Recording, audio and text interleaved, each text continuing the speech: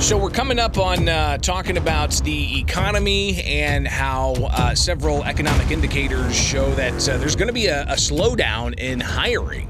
That might not be the case for all sectors, but it's just some of the forecasts there are looking into 2023, and we'll get to some of that.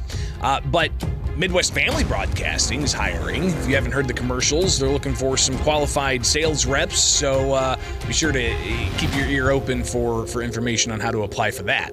But to tell you about other job opportunities as well, joining us in studio is Springfield Fire Chief Brandon Blough.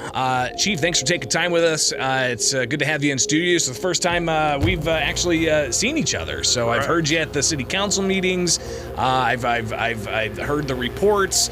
But of course, glad to have you in studio. So thanks for taking time. How you doing? Thanks for having me. It's early, but here we go. It's not that early. It's Come not on. that early. I'm usually up at 5:30, quarter to 6. So the reason I wanted to bring you in is because, of course, you guys are looking for some talent and to get them into the Springfield Fire Department. What's coming up with a recruitment event?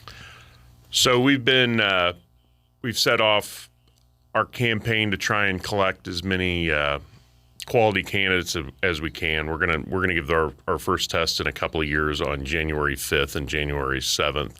We're gonna have a recruitment event on Saturday morning at 10:30 to 12:30 at Salvation Army at the corner of Martin Luther King and Clear Lake. We're going to have an opportunity. This one's going to be a little bit different. We've done 3 others that were actually in some of our fire stations.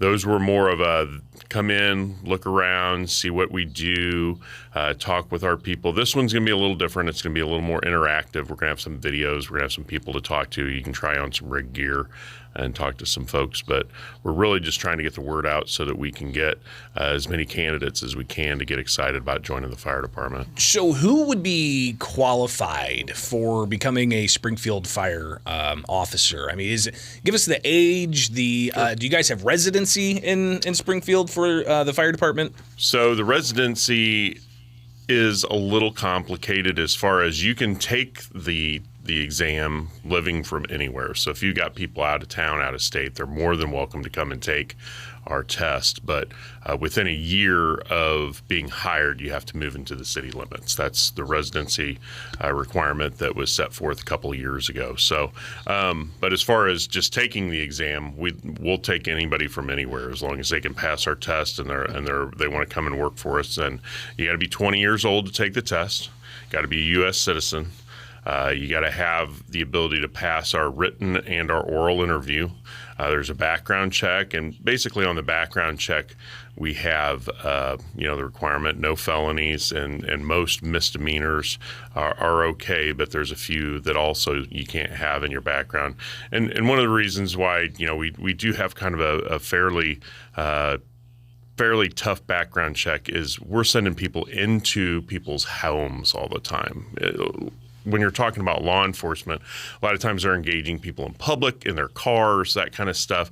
They are going into people's homes, but we have a similar background check because we are sending people every day into people's homes to help them. So we have to make sure that we're getting the right individuals that can do that.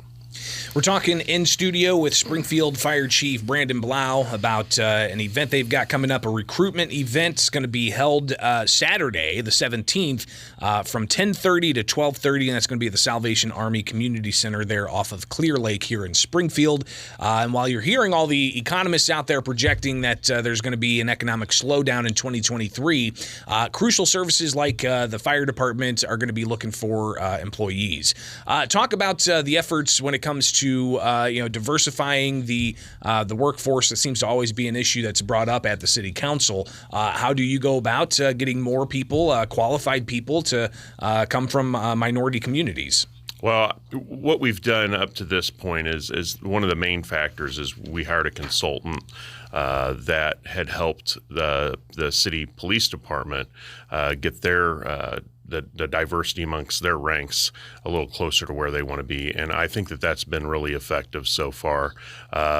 his ability to get us in with some groups that we hadn't really had, we hadn't had relationships with before. And really that's what it's about, is creating relationships so that people understand that this is a viable opportunity for them. Sometimes it's not anything more than people don't know, how do I become a firefighter? How do I do this? And we've been able to go out and talk to different groups, and they've brought in some great candidates for us already. At last count, our minority our minority numbers for sign up for the test were around 30%. We've never been in that place before. So I think that the hard work that we've put in as far as making sure that we're reaching out to some of these groups, we have, the NAACP has helped us. Frontiers is another group that, has set up some stuff for us so that we can go and meet some people that in the past we just, for one reason or another, we weren't able to get in front of them and tell them what a great career you can have with the fire department. Well, talk about some of the benefits there are. You've got long hours. It can be pretty difficult. You're running into fires while other people run away. So obviously there's got to be some good benefits that go along with that. Talk a bit about that. There is. Our work schedule is we work 24-hour shifts, and then we're off for 48. And then, we have time off on top of that. So if you take one day off, you've got a stretch of 5 days where you can spend with your families. Now, it's a trade-off. It's one of those things where you work 1 day on and 2 days off. That means every third Christmas you're going to miss Christmas. Every third Thanksgiving you're going to, birthdays, ball games, that kind of stuff. But the other 2 days that you aren't at work, you can make up for that time. It's been, I have a son, and it was great for when he was growing up. He's 23 now, but when he was growing up and playing ball and doing other things, it gave you an opportunity to see all of the games on the days that you were off. And we have a great competitive starting salary. It's in the mid to upper 50s. Within 4 years, generally you're making upper 70s to $80,000 a year. Opportunity for overtime right now, unfortunately, is really high because we're shorthanded. But we have a pension system, that and our people can retire if you're hired now. They're Tier 2 employees. They can retire at age 55, and all of them will retire by the time that they're 60, because that's our mandatory age.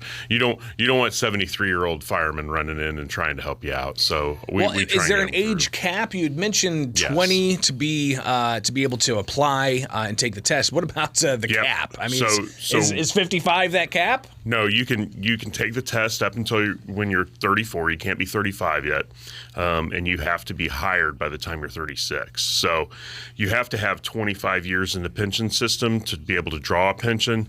So if you get hired at 35, you have to retire at 65. You get your 25 years in, though, and you can still collect a pension. So, I'm talking with Springfield Fire Chief Brandon Blough here with Springfield's Morning News on 92.7 WMAY. A recruitment event going to be happening Saturday from 10:30 to 12:30 at the Salvation Army Community Center there off of Clear Lake. So if you know anybody, make sure that they hear this, and if they're interested in becoming a firefighter, to get to this event and to get all the information you need about the testing, and you can find that at springfield.il.us/fire testing. Again, springfield.il.us/fire testing. One last thing I wanted to get an update from you on is the status of firehouses and where we've got some new construction happening. Give us kind of a lay of the land of where we're at and all that. Sure. It's one of those things. This is a long and arduous process. You haven't built any firehouses in this town in 30 years, and most of them were built almost 70 years ago. So, now I know why. It's because the process is kind of difficult. But the architectural stuff is done. We are supposed to be putting those out for bid this week. So we're putting all three houses out for bid. That's going to be Station 6, which is on the corner of 11th and Ash, or that's where the proposed new site is. And then Station 8, which is moving out west, Rickard Road and Lawrence Avenue across the street from Fit Club West. And then Station 13 would be a new news station that's out on Spalding Orchard Road. And we're hoping to get some bids back. Since we did all three together, we're hoping to be able to save some costs there, because building one, versus building three, you can get them built a little bit cheaper by building them all at the same time. So it's been a long process, but we're getting close to being able to put those out for bid, and then hopefully, if everything goes well, then we'll have some of those fancy silver shovels in the dirt in the spring. And concerns about traffic flows. I know when it comes to getting fire trucks out quick, sure, you want to make sure you're not necessarily being blocked by any intersections or any heavy traffic areas. Has all that been situated and taken care of? So a couple of years ago, 3 years ago, I think now, we put in a traffic preemption system in the southwest part of the city. That really helps this time of year when it's congested out there with holiday shoppers and whatnot. It has made a difference. We're looking at possibly putting those in all of the intersections across the city. Maybe not all of the intersections, but in all sections of the city, not just the southwest part. So that's one of the things that's in our budget for this year. We're going to see if City Council has an appetite to continue that. And what it does, in addition to getting us places faster, really, is that it gets us places safer. What it does is it changes the lights from red to green for us, so the people in front of us that, we have our lights and sirens going. People get nervous. They know that they're supposed to pull to the right and slow down or stop, but they get nervous, and you never know what they're going to do. So if you make that light green ahead of them, generally they just go forward and kind of peel off. So we're looking forward to that as well. So that's been something that's really been helpful out in the southwest part of town. Fire Chief Brandon Blough, thank you so much for taking time with us this morning. Let's talk again soon, especially as we get closer to other efforts of your recruitment, and even when you do get some of those bright, shiny shovels out, as you mentioned, to cut the ribbon and break that ground and all of that. So I appreciate you taking the time. I appreciate having me. Just one more quick thing. In order to take the test, you have to be signed up to take that test on January 1st at 11 p.m. So our test is not. You can't just do a walk-in and take it. So make sure that if you want to take this upcoming test, that you get signed up online at that website, www.springfield.il.us/fire testing. There you go. So make sure you get that happening, and let those loved ones of yours know if they're looking for a new career. Springfield Fire Department is looking for talent. Brandon Blough, Springfield Fire Department Fire Chief, thank you so much, and we'll talk again soon, all right? Thanks for having me, Greg. It is Springfield's Morning News on 92.7 WMA.